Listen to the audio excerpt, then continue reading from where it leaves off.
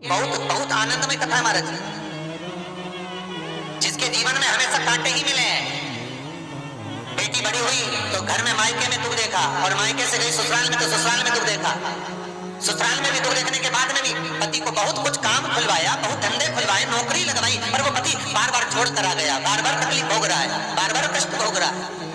फिर थोड़े दिन काम करता है, थोड़े दिन छूट जाता है, फिर व्यापार में बढ़ता है, फिर छूट जाता है, फिर कोई दुकान खुल गई, थोड़े दिन अच्छी चली, फिर वापस वहीं घर पर आकर बैठ गया। अर्थात उसके जीवन में वो शून्यता चल रही है। तो बाबा देवाधिदेव महादेव कहते हैं कि 3 घड़ी 3 पल 3 नक्षत्र 3 समय 3 दिन में जो शूल मुझे समर्पित करता है, उसके जीवन से मैं शूल हटा देता हूं। वो 3 दिन लिखे स्कंद पुराण। पार्वती, तेरे द्वारा तेरे नयन अश्रु से जो प्रगटा हुआ बेल का वृक्ष है, द्वितीय शूल मैं वहां धारण कर, तृतीय शूल, तीसरा शूल जो वर्णन करा गया महाराज। भगवान श्रावण के महीने में जो भी दूसरा सोमवार पड़े, जो भी पड़े, श्रावण के महीने का दूसरा सोमवार। आप सबको पहले भी श्रावण के महीने में जो कथा कही उसका व्याख्यान वर्णन करा कि श्रावण का महीने का महत्व क्या है, वो भी आपको ऑनलाइन कथा में आप लोग सुन चुके हैं, लाइव कथा। श्रावण का पूरा महत्व बताया था कि श्रावण के महीने में शंकर भगवान को पूरा लेखा जोखा का भार प्रदान किया गया। दूसरा सोमवार, श्रावण के महीने का जो दूसरा सोमवार होता है, उस दूसरे सोमवार में रात्रि के समय पर, अर्थात शास्त्र अब घड़ी और पल का स्मरण करेंगे तो रात्रि के बजेंगे 10 से 12 बजे, 10 से 12 के बीच में धतूरे के साथ बाबा को शूल समर्पित होता है।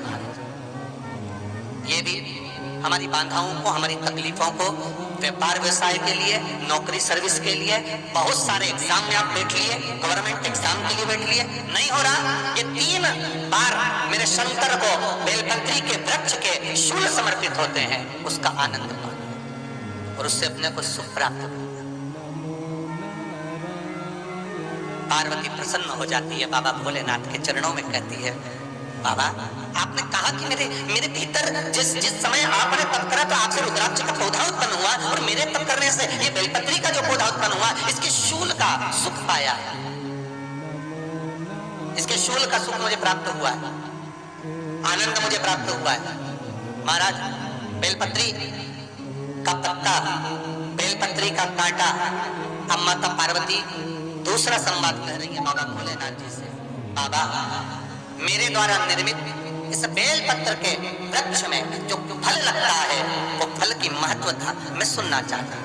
महाराज, बैसाख महीने में जो प्रदोष आती है, बैसाख के महीने में बहुत ध्यान से सुनना भाई, जो अपनी जिंदगी से बहुत तंग आ गए हो, परेशान हो गए हो, कष्टमय जीवन जी रहे हो, बहुत दुखी हो गए हो, उनके लिए ये स्कंद पुराण का चरित्र फिर मिले ना मिले, आप प्रेम से सुने।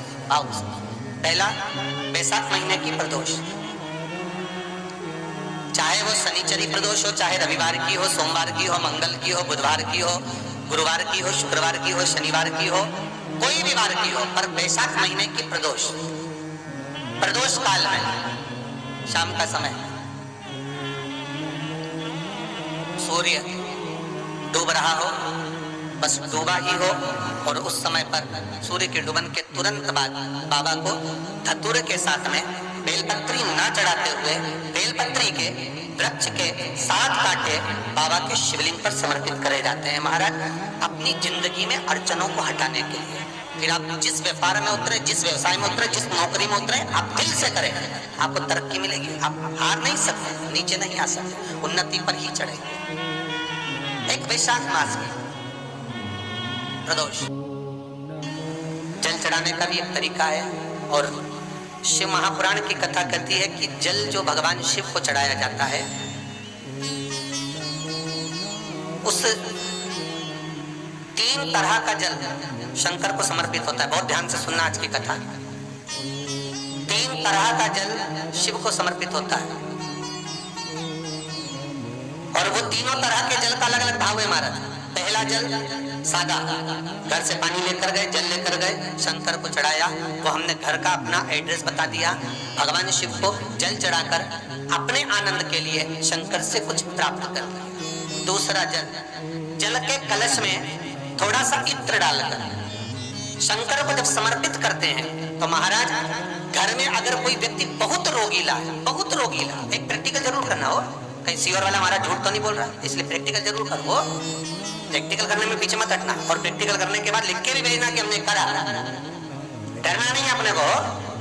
शिव महापुराण में, स्कंद पुराण में, नर्मदा पुराण में, भविष्य पुराण में, अग्नि पुराण में, नारद पुराण में, बरहा पुराण में, वामन पुराण में जितनी चीजें लिखी गई है, एक एक प्रैक्टिकल कर कर देखो। तो शिव महापुराण, स्कंद पुराण का ये भाव याद करिए कि एक लोटे पानी में इत्र मिलाकर, जल में इत्र मिलाकर, बहुत रोगीला व्यक्ति, बहुत बीमार व्यक्ति है, एक लोटा पानी उसका हाथ का स्पर्श कराकर शंकर को चढ़ाना प्रारंभ कर दीजिए। महाराज केवल 5 या 7 दिन चढ़ाओ, और वो 7 दिन के बाद में उस बीमार व्यक्ति का क्रम देखिए कि उसमें कितना आराम लगा है। औषधि दवाई काम करना प्रारंभ करी कि ना, केवल इत्र समर्पित, इत्र का जल। तो पहला जल सादा, दूसरा जल है इत्र का, और महाराज तीसरा जल जो शिव महापुराण के अंतर्गत कहा गया है, बेल पत्र का जल। तीसरा जो जल है वो बेलपत्र का जल। बेलपत्र का जल कैसा? तो महाराज शिव महापुराण की कथा कहती है कि जल के पात्र में एक बेलपत्र अंदर डालकर उस जल के पात्र को ले जाकर शिव को समर्पित करना, अर्थात अपनी मन की कामना भगवान शंकर से कह देना, केवल बेलपत्र के माध्यम बोलना। श्रावण महीने का एक नियम है, शायद आपको भी मालूम होगा, अगर नहीं मालूम होगा तो पुराने समय की बात याद रखना। श्रावण के महीने में शंकर जी के मंदिर में झांकी सस्ती थी, याद करिए। श्रावण के महीने में मंदिर में शंकर के मंदिरों में झांकियां सजती थी। मट्टी का शिवलिंग बनता था, उसका श्रृंगार होता था। कभी कोई श्रृंगार करते थे, कभी कहीं झूला लगा देते थे, कभी कभी कोई श्रृंगार करते थे, कभी फूलों का, कभी किसी चीज का, कभी किसी चीज का श्रृंगार करते थे। और बच्चे थे अपन, सब छोटे थे, अपने माता पिता का हाथ पकड़कर शंकर जी के मंदिर में श्रावण के महीने में दर्शन करने जाते थे। श्रावण के महीने में दर्शन करने जाते थे। उस समय हमारे मन में कोई प्रश्न नहीं जागा, पर आज हमारे मन में प्रश्न जागता है कि हमारे माता पिता श्रावण के महीने में मंदिर दर्शन कराने क्यों ले जाते थे? हमारे माता पिता मंदिर दर्शन कराने के लिए शिव के मंदिर क्यों लेकर जाते थे? और ले जाना होता था तो सुबह ले जाते, पानी चढ़ाने के लिए, जल चढ़ाने के लिए, धतूरा चढ़ाने के लिए, बेलपत्र चढ़ाने के लिए। पर शाम के समय जब अंधेरा होता, हाथ पकड़ा बच्चों का, साइकिल पर बिठाया ना बिठाया, पैदल लेकर चले मंदिर शंकर के दर्शन करने के लिए जा रहे हैं। क्यों? क्योंकि श्रावण के संवाद को स्कंद पुराण में स्पष्ट कहा गया कि श्रावण के महीने में जो व्यक्ति 12 शिवलिंग का अपने ही गांव, अपने ही नगर, अपने ही क्षेत्र के 12 शंकर मंदिर का दर्शन प्रतिदिन करता है, शिव उसका मनोरथ पूर्ण करने के लिए गौरा महारानी और गणेश जी को लेकर सम्मुख में खड़ा मिलता है। ये श्रावण की कथा स्वयं स्कंद पुराण वर्णन कर। एक बेलपत्र शिव को अपनी मनोकामना कर कर रोग धोग बीमारी तकलीफ कष्ट दूर करने के लिए शंकर के शिवलिंग पर अगर बन सके तो मंदिर में, आप लोग तो यहाँ हैं तो देवाधिदेव महादेव कंकर शंकर को चढ़ाओ, और अगर बेलपत्र नहीं हो तो बेलपत्र जो चढ़ी हुई हो उसी को धोकर वापिस चढ़ाओ। वापिस। और सावन का महीना है, दिल से बाबा को रिझाओ।